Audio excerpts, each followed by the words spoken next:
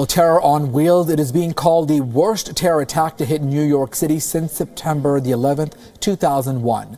Police say a lone wolf attacker rammed his truck down a crowded bike path near the World Trade Center, killing 8 innocent people and hurting several others.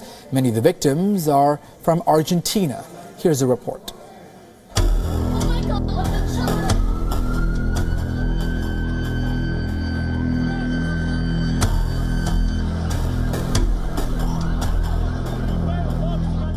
Halloween turned out to be truly horrific for New Yorkers on Tuesday.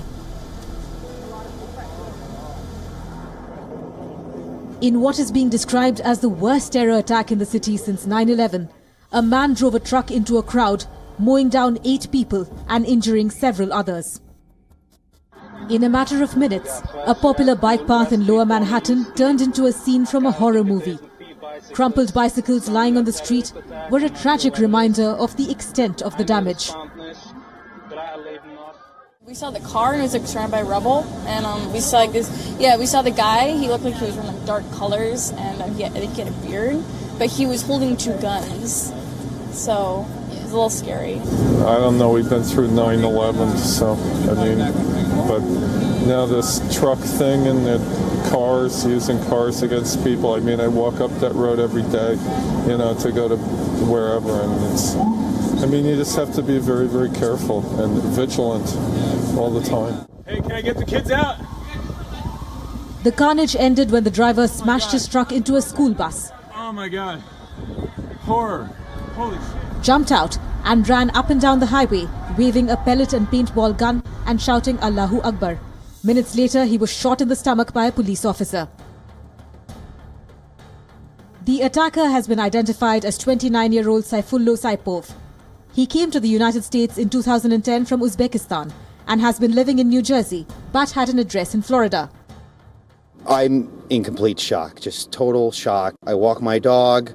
I've been here for 4 years, and I just would say hi, and he said hi a couple times. What a tragedy this was, a horrible day on such a fun day of joy for millions of kids, made even worse because it literally hit. 6 months ago, Saipov began driving for Uber in New Jersey. According to Uber, he passed a background check and did not have any rider complaints about his safety as a driver. He has now been banned from the Uber app. Saipov rented the killer truck just an hour before the attack and drove it down from New Jersey. Handwritten notes in Arabic discovered near the vehicle indicated allegiance to the Islamic State. But in the absence of any direct link, investigators are treating it as a case of an inspired attacker. 5 of Saipov's victims were Argentine tourists who had traveled to New York for a 30-year high school reunion. A 6th deceased was a Belgian national. In the wake of the attack, US President Donald Trump vowed to step up extreme vetting of people entering the country. It's a very painful day in our city. Horrible tragedy on the west side. Let me be clear that based on the information we have at this moment, this was an act of terror, and a particularly cowardly act of terror aimed at innocent civilians, aimed at people going about their lives who had no idea of what was about to hit them. We, at this moment, based on the information we have, we know of 8 innocent people who have lost their lives. New Yorkers made it clear that they refused to be intimidated. Thousands lined up the streets for a Halloween parade. With a spirit of camaraderie and strength, New Yorkers came out in droves, determined to overcome the tragic event. Bureau Report, WION. Well, according to video from the scene, the suspect jumped out of the vehicle and shouted Allahu Akbar, which means God is great in Arabic. The attacker stopped after his truck crashed into a school bus there in Lower Manhattan. In fact, 2 members on board the bus and 2 students were hurt when that truck rammed the bus. Take a look at eyewitness video right now. Oh my God. Oh my God. Okay, I need an ambulance right here. Right here. The guy T-boned. Come on, there's kids right there.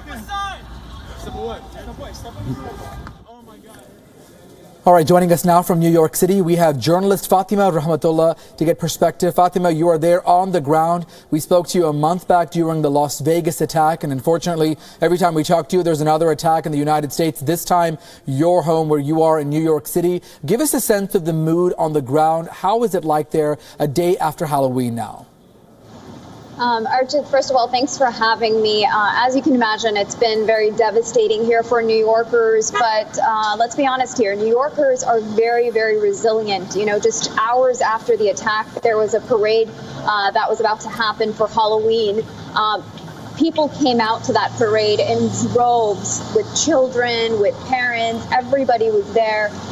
They didn't let this attack get to them, and they basically came back. And you can just look behind me. People are going back to work. They're walking. They're driving. There's, you know, it doesn't. New York here right now, it doesn't give me a sense that an attack happened just yesterday. They are back at work and moving on with their lives. All right, Fatima, we'll continue the conversation in just a bit, but let's also talk about the fact that vehicles are now becoming an emerging trend. Vehicles are being used in attacks across Europe over the last 2 years, but now the Manhattan incident seems to be the first type of incident where a terrorist is using a truck as a weapon of choice.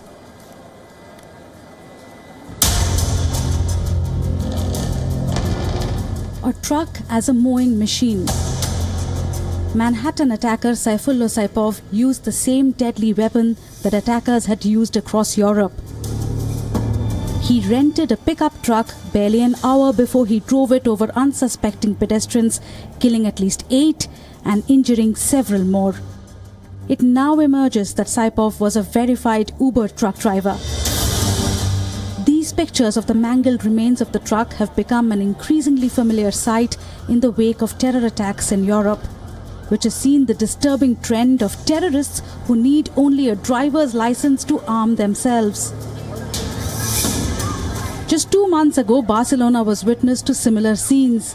Attacker Yunus Abu Yaqub drove a van into a crowded tourist area, killing at least 13 and injuring over 100. Another suspect had hired the van used for the attack.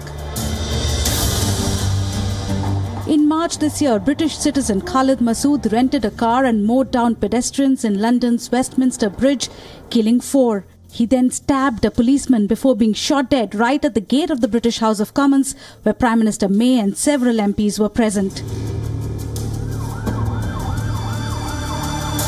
Then in June, 3 terrorists killed 8 people after driving a van into pedestrians on London Bridge before attacking revelers. Police later found out that the group had initially tried to hire a heavier truck but were unsuccessful. The most devastating such attack happened in July 2016 when a man used a hired 19-ton cargo truck to kill 86 people in Nice in France on Bastille Day. Months later, in December 2016, a truck was deliberately driven into a crowded Christmas market in Berlin, killing 12. There's one common thread in the vehicle attacks over the past year. All the vehicles used as deadly weapons were hired and not owned by the attackers. That underlines the enormous challenge that security agencies face. And in several European countries like the UK, the government and agencies are discussing ways to tighten regulations on who can hire vehicles. Bureau Report, WION.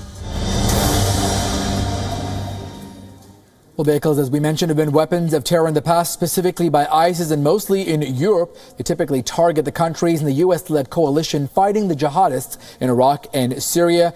As we mentioned, there's been a slew of them over the last 2 years. Barcelona, London, Nice, Stockholm, to name a few. Let's go back to Fatima Rahmatullah to get more perspective, joining us live from New York. Fatima, this is one of the first times that a truck or vehicle is being used in the United States as a weapon of terror. Could this be a new trend? How concerned are people in the United States? Well, here's the thing. Yes, it could be a new concern because we're seeing it all over Europe. Now we're seeing it here in New York. And here's the thing. A vehicle is something so simple. A lot of people own a vehicle. They can rent a vehicle. In this case, it was rented. So, yes, it is a concern that people can now just use their cars as deadly weapons. You know, before you needed to acquire guns. We have a gun problem here. New York, not so much, but in the United States in general. But here, yeah, you can use your vehicle now. So it is a big concern for authorities here in terms of using it as a deadly weapon. Fatima, let me also ask you a very important question. I think it's a question on a lot of people's minds. In fact, we spoke about this on October the 1st after the Las Vegas attack. Authorities, the White House, did not call that a terror attack. Ultimately, 58 people lost their lives. In this, certainly a very sad, tragic incident, but quickly there was word that it was a terror attack. Are you surprised? I mean, does this have anything to do with the suspect's identity or ethnicity? Look, I'm sure that plays a part in it too, but in this specific situation, we know that there are reports of this suspect shouted Allahu Akbar before doing what he did. And then also the other thing that we're hearing is that there were allegedly letters found in his van in New Jersey that pledged his allegiance to ISIS. Now, again, those are reports that we're getting in, and so those can be the factors why they're jumping into terrorism right away. If we had not heard about what he had said and the letters, then jumping to some type of conclusion I think would be far-fetched, but we are hearing that there were letters pledging his allegiance to ISIS, and also, you know, the fact that he shouted what he did. So that's why the mayor here in New York had announced that this is an act of terrorism. All right, Fatima Rahmatullah getting us the very latest there from the ground in New York City. Fatima, we appreciate those updates. Thank you so much for joining us.